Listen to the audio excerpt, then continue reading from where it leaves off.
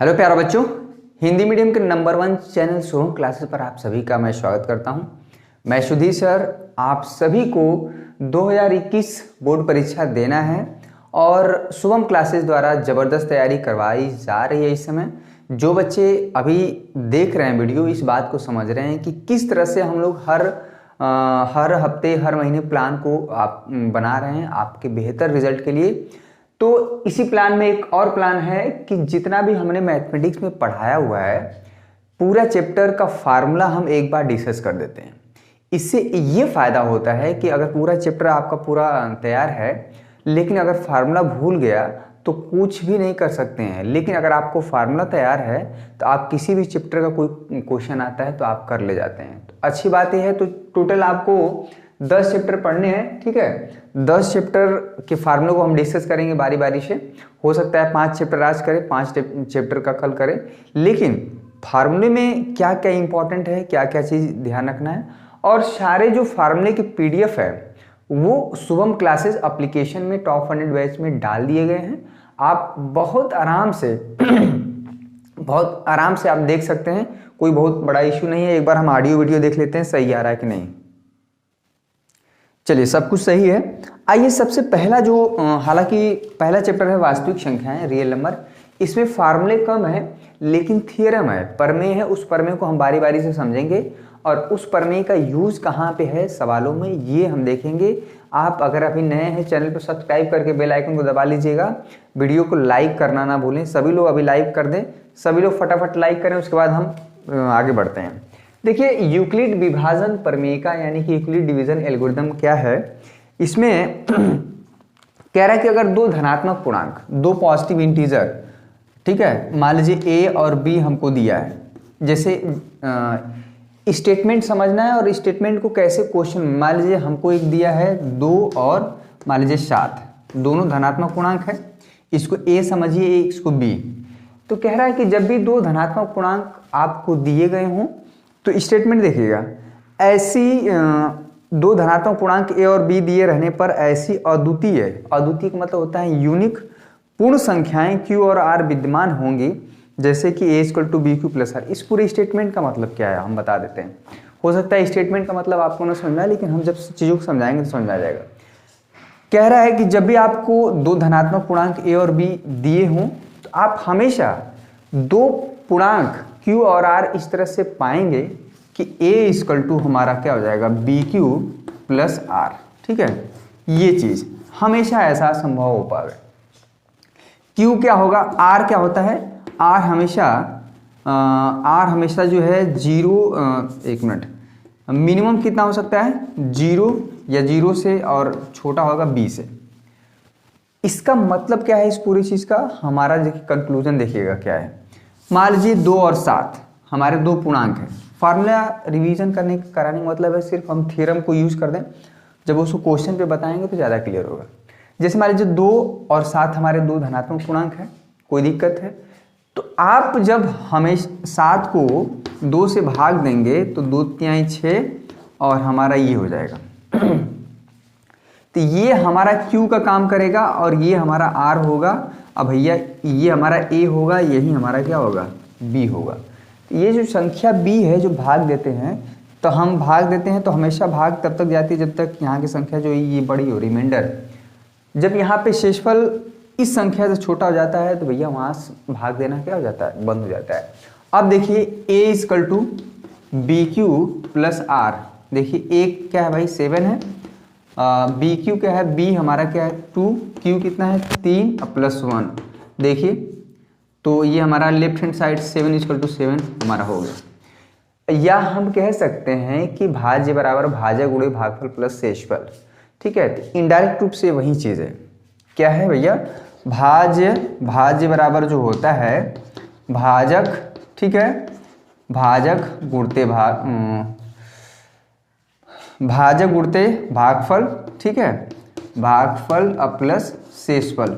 Indirect रूप से वही चीज़ कहना चाह रहा है, लेकिन इसको जो इसका स्टेटमेंट है बहुत बार एग्जाम में इसी का पूछा गया है कि यूक्लिड विभाजन प्रमेय का क्या है, इसका कथन क्या है, इसका स्टेटमेंट क्या है, 1 नंबर में पूछा गया है। तो समझ में आ गया।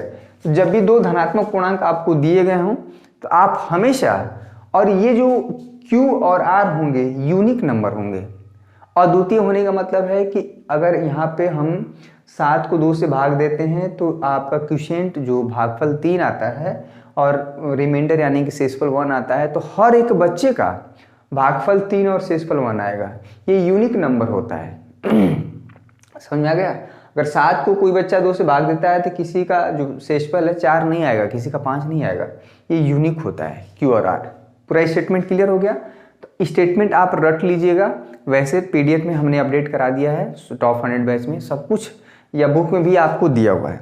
चलिए, तो इस पूरे यूक्लिड विभाजन एल्गोरिथम का स्टेटमेंट एग्जाम में पूछा गया है। ठीक है, चलिए इसको हम हटा देते हैं। दूसरा जो स्टेटमेंट है उसको हम देखते हैं। चलिए, इसमें प्रमेय एक और है। अब प्रमेय का जो प्रमेय 1.2 पेज नंबर 10 आप सभी लोग खोल लीजिए, किताब अपना खोल लीजिए। वास्तविक संख्याएं चैप्टर नंबर 1 हम रिवाइज करा रहे हैं। ठीक है, इसमें क्या फार्मूले हैं, क्या थ्योरम है, क्या कैसे है, वो हम डिस्कस करेंगे। समझ में आ रहा है? वीडियो पसंद आ रहा है लाइक कर दीजिए। इससे बेहतर तरीका और कुछ नहीं हो सकता है पढ़ने का। कह रहा है कि प्रत्येक जो अंकगणित की आधारभूत प्रमेय, ये सब पूछा गया है एग्जाम में। फंडामेंटल थ्योरम ऑफ अर्थमेटिक क्या होता है, बहुत इंपॉर्टेंट है। कह रहा है कि कोई भी, इसका स्टेटमेंट देखिए, आपके पास किताब होना चाहिए। कह रहा है प्रत्येक भाज्य संख्या को अभाज्य संख्याओं के एक गुणनफल के रूप में व्यक्त किया जा सकता है तथा यह गुणनखंड अभाज्य गुणनखंडों के आने वाले क्रम के बिना अद्वितीय हो। इसका मतलब क्या है? इसका मतलब क्या है? हमारा काम है इस पूरे स्टेटमेंट को समझाना। कोई भी कंपोजिट नंबर भाज्य संख्या, जैसे मान लीजिए 45, ठीक है, आप 24, ठीक है, ये सब क्या है नंबर? भाज्य संख्याएं वे होती हैं कंपोजिट नंबर जो 2 या 2 से, जैसी 1 से तो हर एक संख्या विभाजित होती है और खुद से, इसके अलावा किसी तीसरे नंबर से विभाजित हो जाए तो वह संख्या क्या हो जाती है? भाज्य संख्या हो जाती है। इंग्लिश में बोलते हैं कंपोजिट नंबर। ठीक है, तो कह रहा है कि प्रत्येक भाज्य संख्या को, मान लीजिए यहाँ पे 24 है, तो उसका जब हम गुणनखंड करेंगे, फैक्टर करेंगे, तो प्रत्येक भाज्य संख्याओं को उसको अभाज्य संख्याओं के गुणनखंड के रूप में व्यक्त कर सकते हैं, रिप्रेजेंट कर सकते हैं, लिख सकते हैं। देखिएगा, 24 एक भाज्य संख्या है। क्योंकि 24 भाज्य संख्या क्यों है? क्योंकि 1 से भी कटेगी, 2 से भी कट जाएगी, 3 से भी कट जाएगी, 4 से भी, 6 से, 8 से, 12 से, तो ये बहुत ढेर सारी संख्याओं से कट जाएगी 24। ठीक है, इसलिए क्या है? भाज्य संख्या है, कंपोजिट नंबर है। तो कह रहा है कि इसको हम पहले देखिएगा, 2 दूना के 4 दूना के 8 3 के 24 गुणते यहाँ पे 1 मान लीजिए सब में रहता है। अब देखिए 24 को हमने 2, हमारा क्या है? अभाज्य संख्या है। सबसे छोटी अभाज्य संख्या 2 होती है। वह अभाज्य संख्या क्या होती है? अपरिभाषा। ये चीज अभाज्य संख्या क्या होती है? वह संख्याएं जो 1 से और खुद से विभाजित होती हैं अभाज्य संख्याएं हो कहलाती हैं। ठीक है, समझ में आ गया? प्राइम नंबर वो 1 और खुद से विभाजित होंगे। जैसे 2 क्या है? 2 1 से और 2 से विभाजित होगा। 3 क्या है? 3 1 से और खुद से विभाजित होगा। 1 को नहीं रखा जाता है, 1 को अभाज्य संख्या में नहीं रखा जाता। सबसे छोटी अभाज्य संख्या 2, 2 3 5 7 9 नहीं 11 13, ठीक है, 17, ये सारी संख्या। तो अब देखिए 24 को हमने क्या किया, ये वाले देखिए यहाँ पे 2 के पावर 3 है, यहाँ पे 3 के पावर 1 है इंटू 1, उसको लिखने के। तो यहाँ पे 24 को हमने क्या किया कि अभाज्य संख्याओं के गुणनखंड के रूप में व्यक्त कर दिया। और ये इस बात से फर्क नहीं पड़ता है कि आप 3 को पहले लिखे हैं कि 2 को। ठीक है, आप 3 को पहले लिख दीजिए, 2 के पावर 3 को पहले लिख दीजिए। ठीक है, और ये जो फैक्टर होता है, जो गुणनखंड होता है, यूनिक होता ना चाहिए, अद्वितीय होता है। बशर्ते इस बात में फर्क नहीं पड़ता है कि इसका ऑर्डर क्या है, यानी कि 3 को आप बाद में कर रहे हैं, 2 को पहले, और 3 को पहले कर रहे हैं, 2 को बाद में। ठीक है, तो 2 और 3 हमारे अभाज्य संख्याओं के गुणनखंड के रूप में हमने 24 को क्या कर पाया, व्यक्त कर पाया। और ये हर एक अभाज्य संख्या के साथ किया जा सकता है।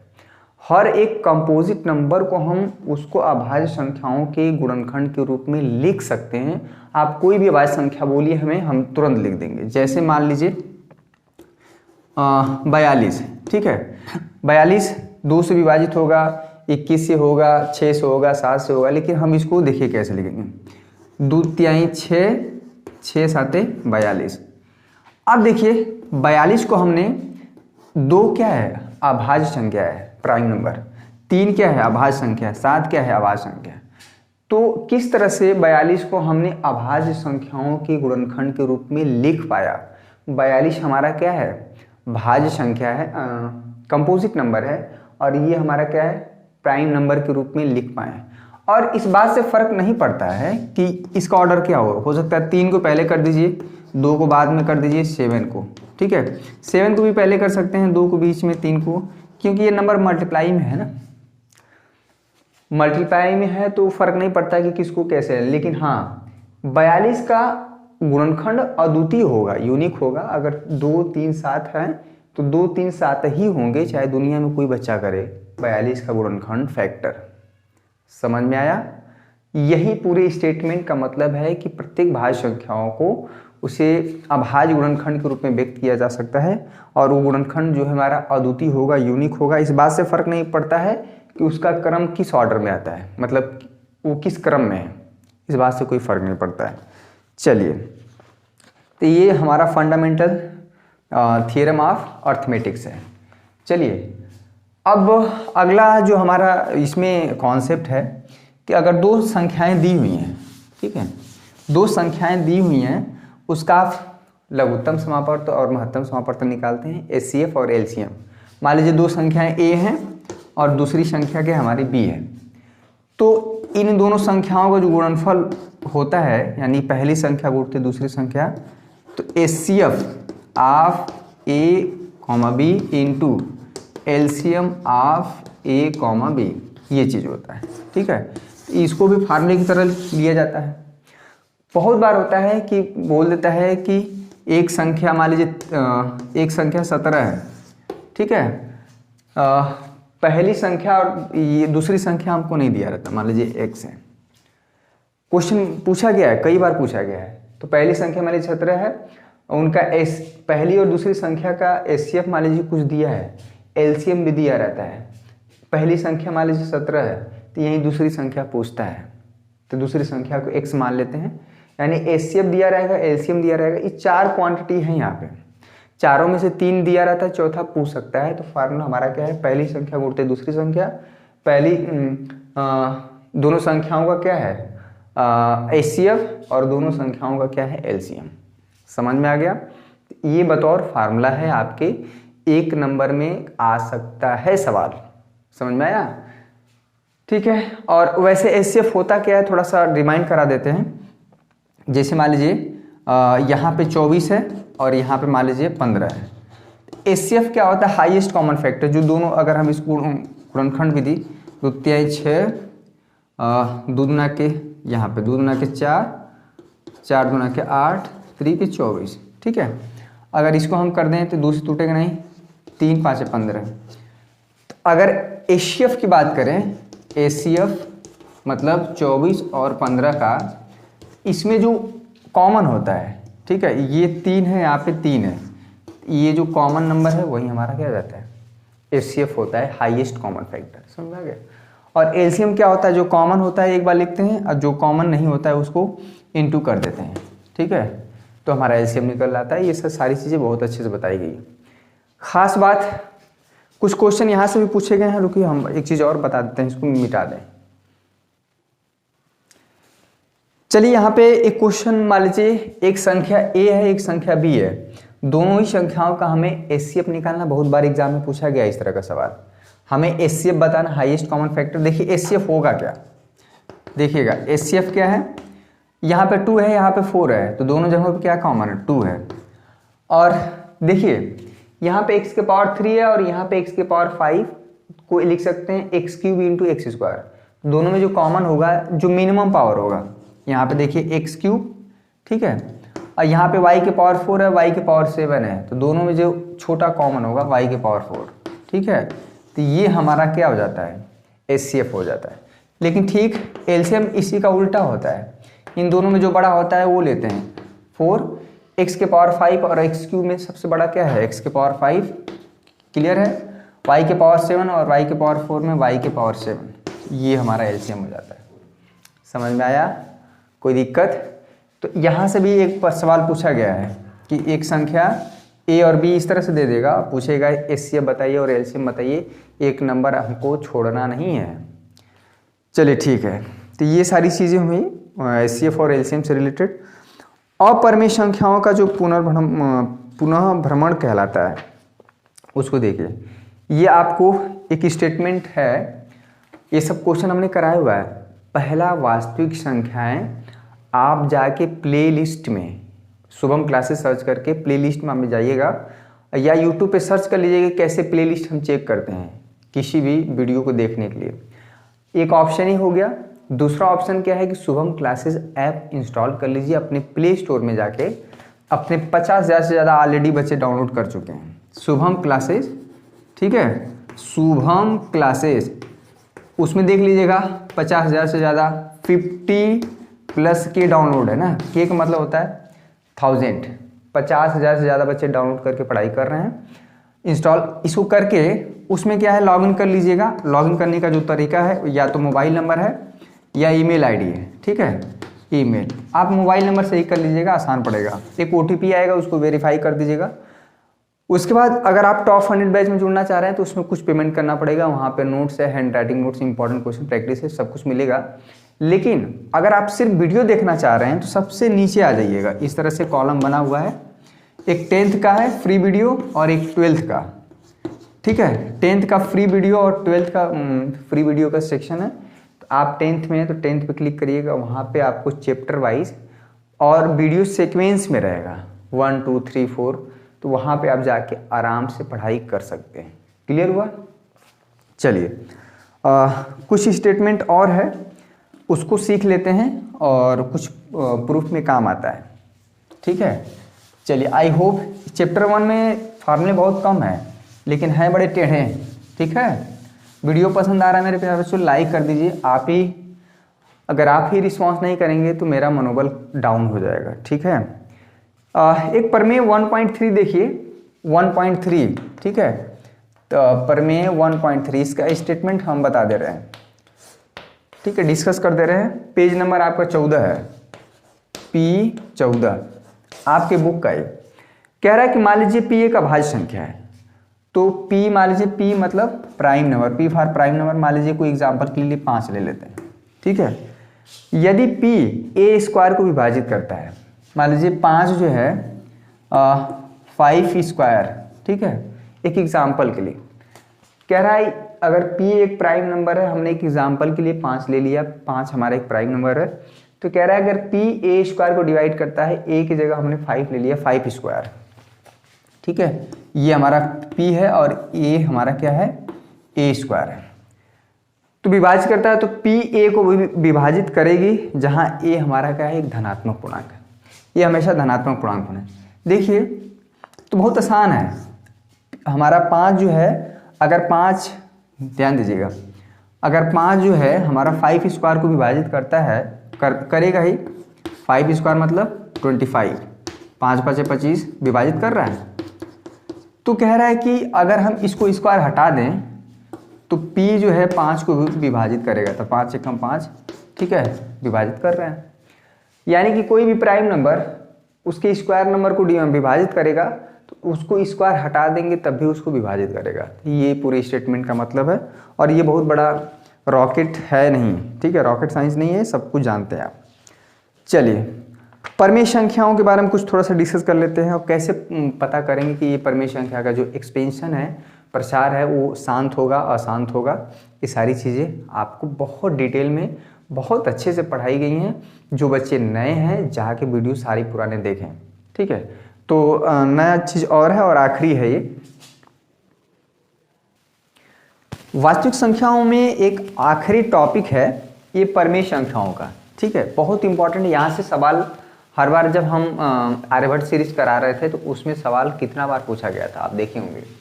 पहली बात तो समझ लीजिए कि परमेय संख्या क्या होती है। वो हर एक संख्या है जिसे P/Q के रूप में लिखा जा सके। P और Q पूर्णांक हो सकते हैं, चाहे धनात्मक चाहे ऋणात्मक। इसमें खास बात ये थी कि Q ≠ = 0। ये जो हर में है, डिनोमिनेटर में, ये कभी संख्या नेगेटिव नहीं होना चाहिए, अरे 0 नहीं होना चाहिए, ठीक है। तो ये परमेय संख्या की परिभाषा है। परमेय संख्या क्या होती है? प्राकृतिक संख्याएं क्या है? पूर्ण संख्याएं भी हमारी परमेय संख्याएं हैं, अभाज्य संख्याएं भी परमेय संख्याएं हैं। लगभग हम जितना जानते हैं सिर्फ √2, √3 ये सारी संख्या छोड़ दिया जाए, ये अपरमेय संख्या।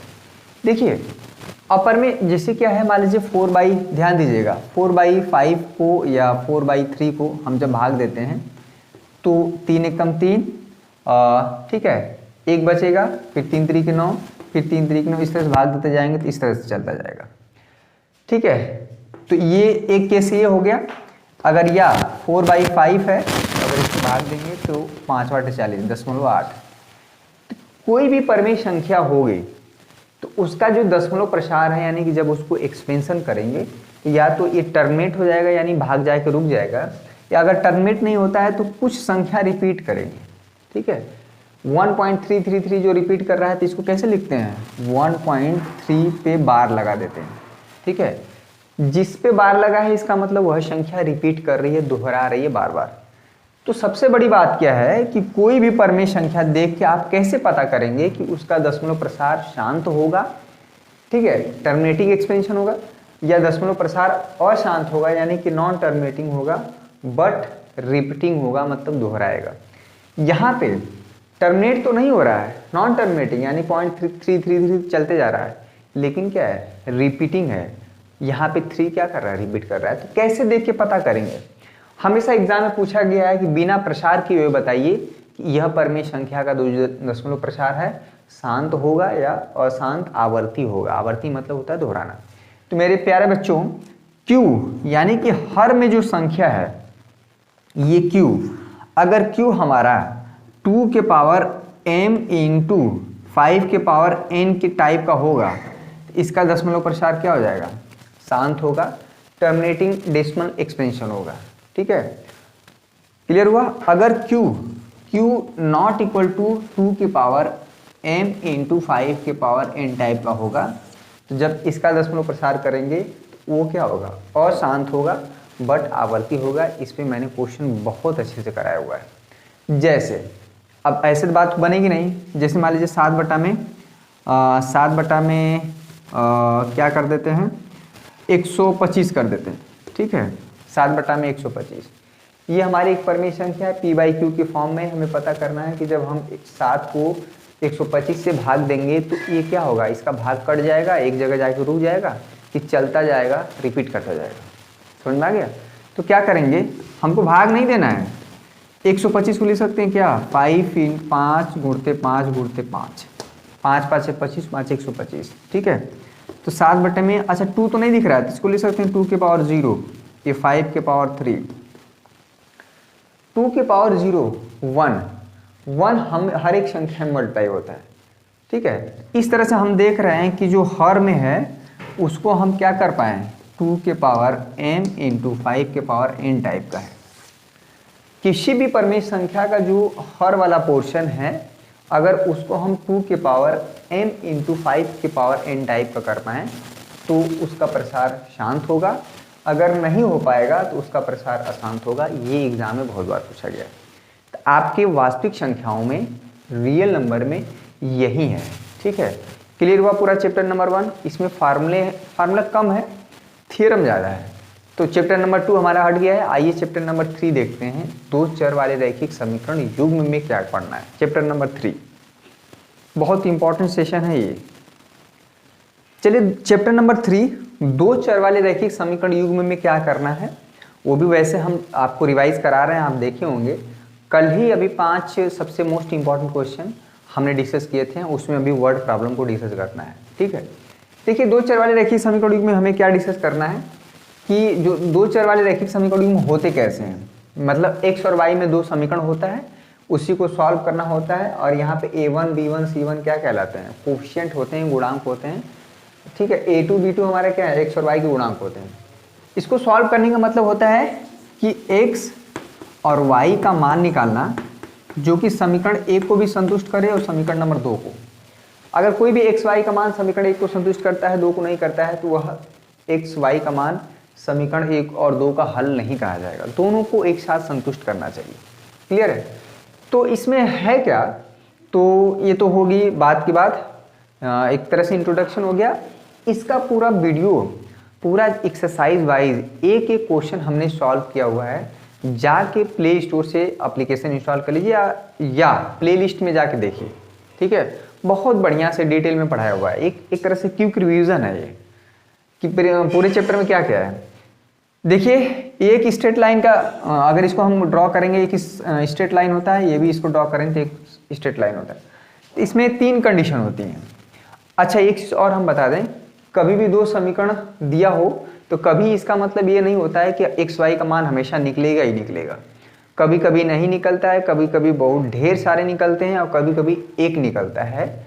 यानी कैसे पता होगा, कैसे पता चलेगा कि इस 2 दिए हुए रैखिक समीकरण युग्म का जो हल है वो हमारा क्या होगा, अद्वितीय होगा यानी कि यूनिक होगा, कोई हल नहीं होगा यानी कि नो सॉल्यूशन, अनंत हल होगा यानी कि इनफाइनाइट नंबर ऑफ सॉल्यूशन। ठीक है, तो सबसे इंपॉर्टेंट चीज़ है कि ये चीज़ हम चेक करते हैं A1 अपान A2, A1 अपान में A2 यानी A1 अपान में A2 का जो अनुपात है वो B1 अपान B2 के अनुपात के बराबर नहीं है, तब इस केस में हमें जो है इस रैखिक समीकरण युग्म का जो हल है वो हमारा यूनिक मिलता है। जब सॉल्यूशन हमारा यूनिक मिलता है यानी कि अद्वितीय मिलता है तो उस केस में ये pair of linear equation consistent कहलाते हैं, संगत। ये जो हमारे रैखिक समीकरण युग्म है कहलाते हैं संगत, कंसिस्टेंट इंग्लिश में बोलते हैं। समझ में आ गया? देखिए अगर दोनों का ग्राफ हम ड्रॉ करें और ये पैरेलल आए, समांतर दोनों लाइन, जब तक दोनों लाइन एक दूसरे से कट नहीं करेंगी, टच नहीं करेंगी, कोई हल नहीं निकलेगा। जब दोनों स्ट्रेट लाइन पैरेलल हो, समांतर हो, तो उस केस में हमारा कोई हल नहीं निकलता है, नो सॉल्यूशन। लेकिन सबसे बड़ी बात कि आप कभी भी 2 इक्वेशन दिया जाए तो आप हमेशा ग्राफ नहीं ड्रॉ करेंगे। तो कैसे पता करेंगे? ठीक है, तो पता करने के लिए हमारा ये क्या है, मैथमेटिकल ट्रीटमेंट है कि A1 अपान में A2 इक्वल टू B1 अपान में B2 not equal to C1 अपान में C2। A1 अपान में A2 का अनुपात बराबर हो B1 अपान B2 के, पर वो C1 अपान C2 के बराबर ना हो, तो इस केस में भैया नो सॉल्यूशन, कोई हल नहीं निकलता है। ठीक है, और उसका ग्राफिकली मतलब वो क्या है कि जो स्ट्रेट लाइन है दोनों का जब ग्राफ ड्रॉ करेंगे तो वो समांतर आएंगे। ठीक है, समझ में आ गया? अच्छा, तीसरा जो केस है कि ये जो दोनों रैखिक समीकरण युग्म है इसका हल अनंत होगा, इनफाइनाइट नंबर ऑफ सॉल्यूशन कभी कभी निकल के आते हैं, एक्स और वाई का मान बहुत ढेर सारा निकल के आता है। तो कैसे पता करेंगे कि इस पेयर ऑफ लीनियर इक्वेशन रैखिक समीकरण युग्म का जो हल है अनंत है? तो वो हम अनुपात निकालेंगे। ठीक है, A1 अपान में A2 का अनुपात बराबर हो B1 अपान में B2 के, अनुपात बराबर हो C1 अपान में C2 के, तो इस केस में हमारा क्या होता है, अनंत हल होता है, इनफाइनाइट सॉल्यूशन होता है। और जब इस केस में भी हमारा जो पेयर ऑफ लीनियर इक्वेशन है यानी कि रैखिक समीकरण युग्म क्या कहलाते हैं, संगत कहलाते हैं, कंसिस्टेंट।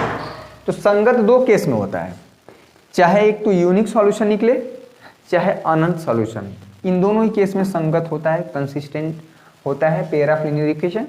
एक केस में हमारा असंगत होता है जब हमारा कोई सॉल्यूशन नहीं निकलता। सॉल्यूशन निकले चाहे यूनिक हो चाहे अनंत हो, दोनों ही केस में हमारा संगत है।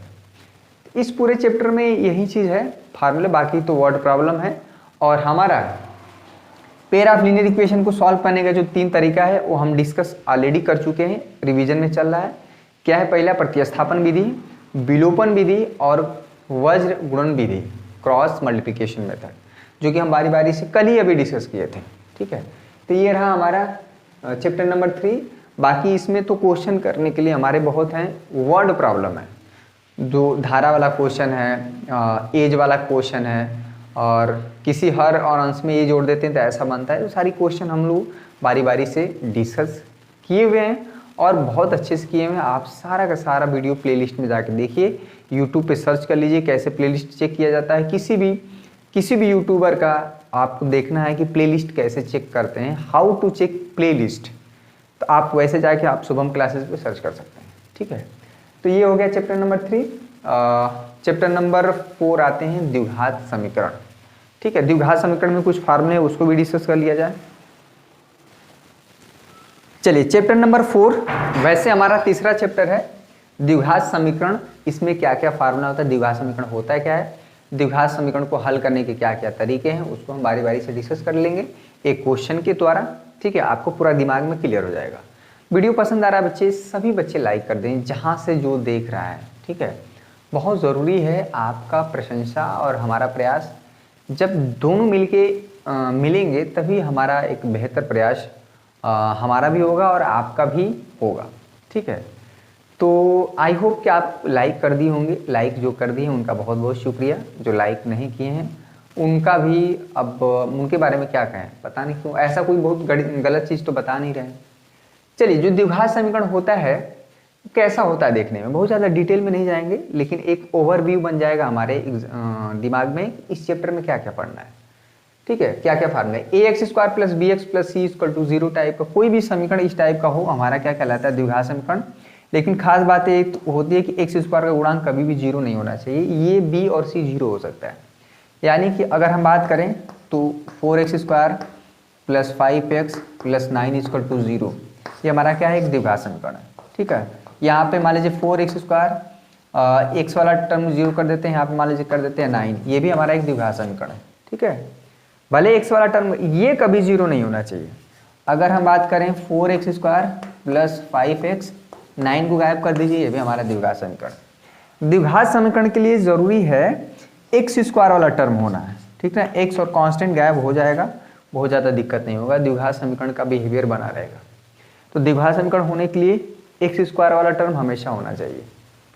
ठीक है, आप सिर्फ x² ही लिख दीजिए, ये भी एक द्विघात समीकरण है। ठीक है, देखिए कैसे, x² plus 0 into X plus 0 equal to 0। देखिए किस फॉर्म में, a की वैल्यू 1, b की वैल्यू 0, c की वैल्यू 0। ठीक है, तो ये भी एक द्विघात समीकरण है। चलिए, ये हो गया बेसिक चीज़। द्विघात समीकरण को हल करने की जो विधियां हैं, आपको 3 तरीका सीखना है। गुणनखंड विधि आप पहले से जानते हैं, पूर्ण वर्ग विधि, इसमें बच्चों को बहुत ज़्यादा प्रॉब्लम रहता है। ठीक है, फार्मूला भैया दिमाग में रहना चाहिए, और सिद्धाचार फार्मूला, ये भी तो ज़बरदस्त फार्मूला है। ठीक है, तो पूर्ण वर्ग विधि अगर एग्जाम में बोल दिया जाता है कभी कभी, यही मेथड लगाइए और सिद्धाचार सूत्र बताइए, तो हम क्या करते हैं, एक क्वेश्चन के द्वारा तीनों मेथड को बारी बारी से डिस्कस कर लेते हैं। ठीक है, और तीनों मेथड से जो द्विघात समीकरण का हल आएगा वो सेम आएगा। ठीक है, हमारा मेन मकसद है कि तीनों तरीका हमको पता चल जाए। तो आइए पहला मेथड सीखते हैं, गुणनखंड विधि, उसके बाद पूर्ण वर्ग। चलिए, यहाँ पे एक क्वेश्चन के माध्यम से जो फैक्टर मेथड है गुणनखंड विधि, हम जल्दी से रिवाइज करा दे रहे हैं। सबसे इंपॉर्टेंट पूर्ण वर्ग विधि है, उसमें ज़्यादा बच्चों को दिक्कत होता है। देखिए इसमें करते क्या है, जो 6x² लिखा गया है, 6² माइनस x माइनस 2, एक्चुअली में माइनस ये x नहीं होता है, ये यहाँ पे माइनस होता है। ठीक है, -1 होता है। तो करते क्या है कि यहाँ पे 6 और 2 यानी -2, 6 और -2 मल्टीप्लाई करते हैं -12। इसी -12 को ऐसे 2 हिस्से में तोड़ते हैं कि गुणा करने पे -12 आए और जोड़ने पे क्या है, -1 आए। बताइए क्या होगा। इसी -12 को 2 हिस्से में तोड़ देते हैं, 4 तिहाई 12। ठीक है, 4 तिहाई 12, लेकिन इसमें से किसी एक को माइनस लेना है ताकि यहाँ पे -1 आए। ठीक है, तो क्या कर देंगे, इसको माइनस ले लेंगे, तो -4 और +3 ये करेंगे तो -1 आएगा, और -4 इंटू 3 का मल्टीप्लाई करेंगे -12 आएगा। ठीक है, तो ये चीज़ हुआ। तो 6x² इसको लिख देंगे -4x plus 3x minus 2 equal to 0। ठीक है, तो ये थोड़ा सा, अब क्या करते हैं, इतने में कुछ कॉमन है, इतने में कुछ कॉमन है, कॉमन निकाल लीजिए। 2 को यहाँ पे 2x कॉमन है, ये यहाँ पे हो जाएगा भैया 3x, x कॉमन ले लिए, यहाँ पे हो जाएगा 2, यहाँ पे कुछ नहीं कॉमन है, 1 है, 3x माइनस 2 इक्वल टू 0। दोनों ही जगहों पे क्या कॉमन है, अब पहले से बहुत करते आए हैं, लेकिन फिर भी सिलेबस में है, रिवाइज करा रहे हैं, तो सिस्टमेटिक वे में करेंगे। अब दोनों ब्रैकेट को बारी बारी से क्या करते हैं, 0 करते हैं। ठीक है, बहुत इंपॉर्टेंट है ये सारे फार्मूले। x इक्वल टू क्या हो जाना चाहिए, 2/3। ठीक है, इसको जब करेंगे यानी 2x plus 1 equal to 0, x की वैल्यू आ जाएगी -1/2। यही ये अल्फा हो जाता है, यही बीटा है। कभी कभी ये जो है द्विघात समीकरण को हल करने के बाद जो 2 मूल आते हैं, 2 मान आते हैं, ये कहलाते हैं द्विघात समीकरण के मूल। ठीक है, रूट। क्लियर हुआ। तो ये चीज़ हमें निकल के आया अल्फा बीटा, तो ये हमारा एक तरीका हुआ। अब इसी क्वेश्चन को पूर्ण वर्ग विधि द्वारा कैसे करेंगे, समझ में आ रहा है।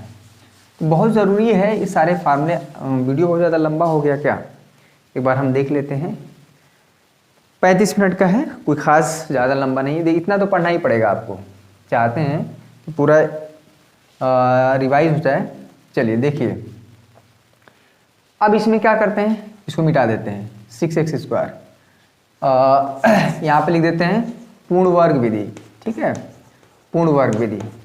x की वैल्यू क्या क्या आई थी, जो भी आई थी उससे मतलब नहीं है। इसमें क्या करते हैं कि 6x² - x - 2 = 0।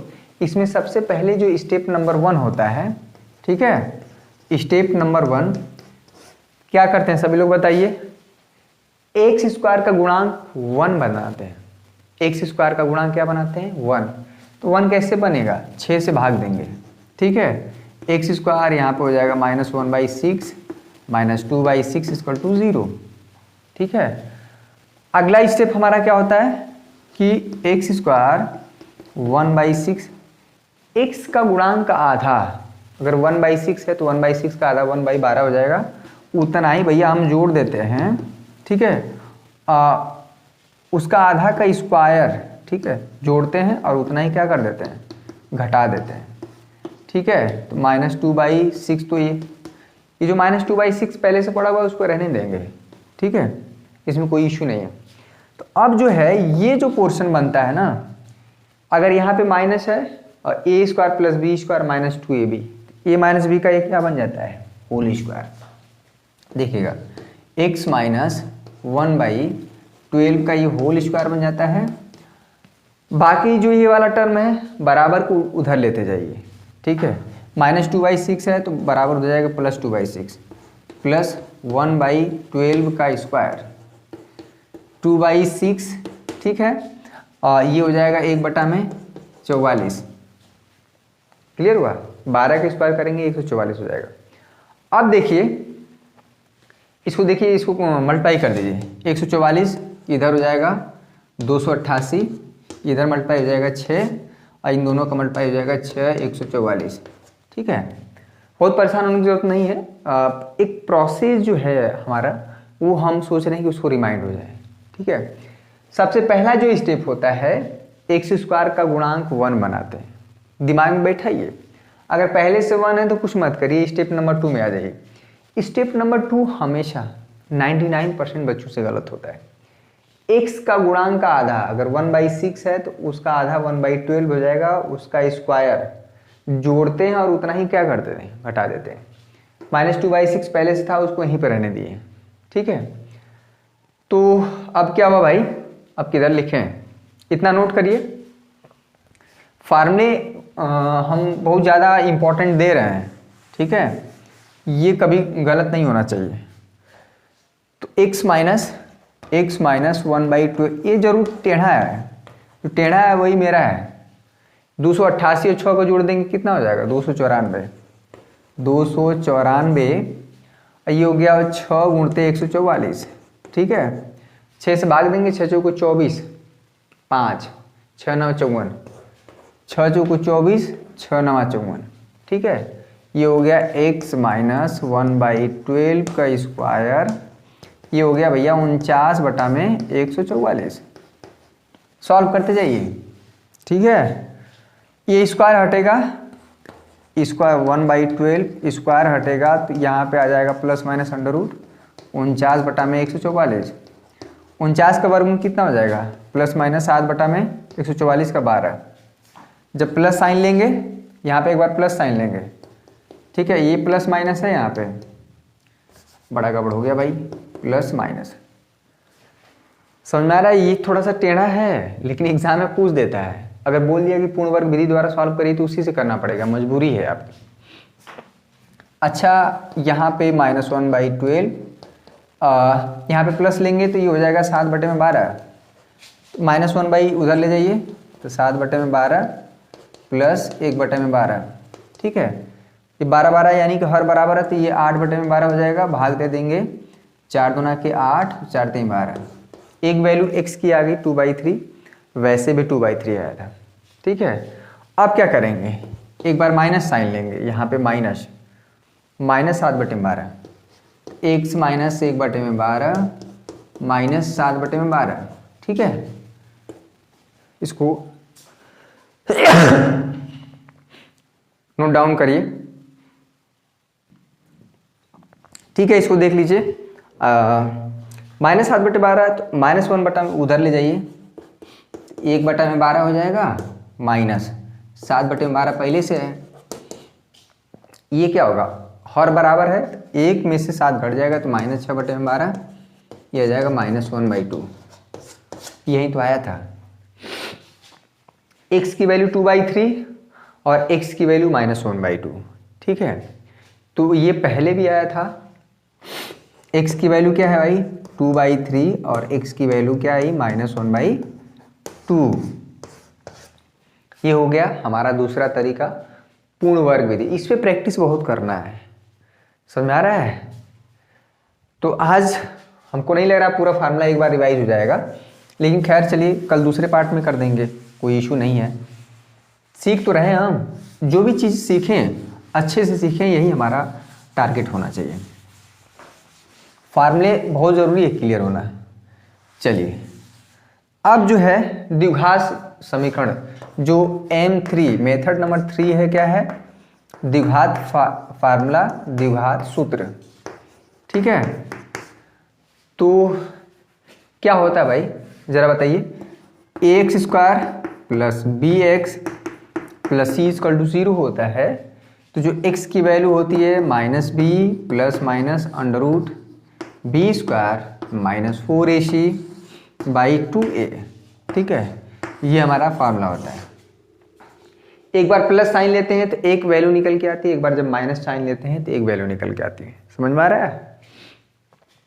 अब समीकरण 1 का तुलना कर लेंगे समीकरण नंबर 2 से। ठीक है, कर लीजिए, इसमें कोई इश्यू नहीं है, आप कर सकते हैं। तो आप तुलना करेंगे तो आप पाएंगे, ठीक है, a की वैल्यू आप पाएंगे 6, b की वैल्यू जो x का गुणांक है यहाँ पे -1 है, यहाँ पे हो जाएगा -1, और जो c की वैल्यू है यहाँ पे पाएंगे -2। ठीक है, a की वैल्यू, b की वैल्यू, c की वैल्यू इसी फार्मूले में हम रख देंगे। ठीक है, रखिए। चलिए, x की वैल्यू -b, ये तो माइनस फार्मूले वाला है, ऑलरेडी माइनस है, तो +1 हो जाएगा, प्लस माइनस b² मतलब -1 का स्क्वायर 1 हो जाएगा, -4a, a की वैल्यू c है, अच्छे है, और c की वैल्यू क्या है, -2 है। ठीक है, /2a, a की वैल्यू 6 है। सॉल्व करिए, यहाँ पे 1 हो गया, plus minus under root, minus minus plus हो जाएगा, 6 दूना के 12, 12 दूना के 24, 6 चौके 24 दूना के 48, प्लस 48 हो जाएगा क्योंकि माइनस है, ये 49 हो जाएगा। 49/6 दूना के 12। ठीक है, 49 का वर्गमूल कितना हो जाएगा, 7, तो 1 ± 7 यहाँ पे हो गया 12। तो पूर्ण तीनों मेथड में सीधाचार फार्मूला ज़्यादा आसान पड़ता है बहुत बच्चों को। देखिए, x की वैल्यू जब एक बार प्लस साइन लेंगे वहाँ पे ना, तो 1 + 7/12, ये हो जाएगा 8/12, 4 दूना के 8, 4 3 12, कितना आ गया, 2/3। होशियार बनने की जरूरत नहीं है, भले आपको आ गया है कोई चीज़, फिर भी उसको करने की आवश्यकता है।